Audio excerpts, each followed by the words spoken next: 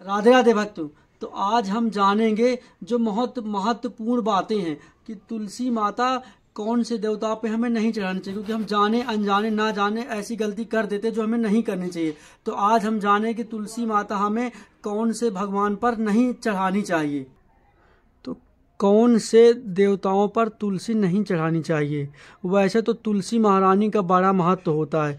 जिस घर में तुलसी महारानी होती हैं उस घर का कल्याण हो जाता है। जो मनुष्य तुलसी धारण करते हैं और वह अपने बच्चों को भी जो तुलसी धारण कराते हैं, जो तुलसी की माला खुद भी पहनते हैं, और जो अपने बच्चों, वह कौन से देवताओं पर तुलसी नहीं चढ़ानी चाहिए हमें। वैसे तो तुलसी महारानी का बड़ा महत्व है। जिस घर में तुलसी महारानी होती हैं उस घर का कल्याण हो जाता है। जो मनुष्य तुलसी धारण करते हैं वह कभी नरक के द्वार पर नहीं जाते। जो मनुष्य तुलसी की माला अपने गले में धारण करता है वह कभी नरक के द्वार में नहीं जाता। कौन से देवताओं पर तुलसी नहीं चढ़ानी चाहिए। वैसे तो तुलसी महारानी का बड़ा महत्व है। जिस घर में तुलसी महारानी होती हैं उस घर का हमेशा कल्याण होता है। जो मनुष्य तुलसी धारण करते हैं वह कभी नरक के द्वार पर नहीं जाते। घर में किसी बड़े बूढ़े की मृत्यु हो जाने पर उनके प्राण निकलने से पहले तुलसी की सांदगिन यानी कि तुलसी की पत्ती या तुलसी दल उनके आसपास कहीं उनके कंठ के पास कहीं भी तुलसी का स्पर्श करा दें और अंतिम संस्कार में तुलसी की लकड़ी अवश्य प्रयोग करें। ऐसा करने से व्यक्ति अगर जो उसके मृत्यु प्राण निकलने के बाद जैसे उसका दाह संस्कार हुआ तो व्यक्ति के तुलसी की जो लकड़ी है उसका इस्तेमाल हमें ज़रूर करना चाहिए, क्योंकि उसका इस्तेमाल करने से उस व्यक्ति को गौ धाम की प्राप्ति होती। गौलोक जरूर जाता है, वो गौलोक जरूर जाता है। तो तुलसी का बड़ा महत्व है हमारे जीवन में, हमारे घर में बहुत तुलसी मैया का बहुत महत्व है। तुलसी का प्रयोग करें। कंठ में तुलसी धारण करना चाहिए। तुलसी आपको भी अपने कंठ में धारण करना चाहिए, प्लस अपने बच्चों के गले में भी तुलसी धारण करानी चाहिए। तुलसी धारण करने के बाद ना तो आपको लहसुन प्याज खाना चाहिए, ना ही मांस मदिरा पीना चाहिए।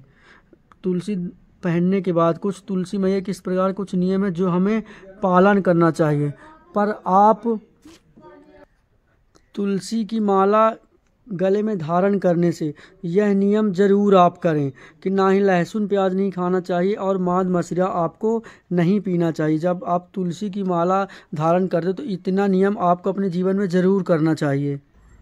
तुलसी मैया का यह नियम करने से कितनी बड़ी बात है कि आप बहुत बड़े से बड़े पाप से मुक्त हो जाएंगे। आप तो तुलसी दल पहनने से गले में आप अगर जो ये नियमों का पालन करते हैं तो आप बहुत बड़े पापों से मुक्त हो सकते हैं। तुलसी, अब विषय ये है कि तुलसी कौन से देवताओं पे नहीं चढ़ती।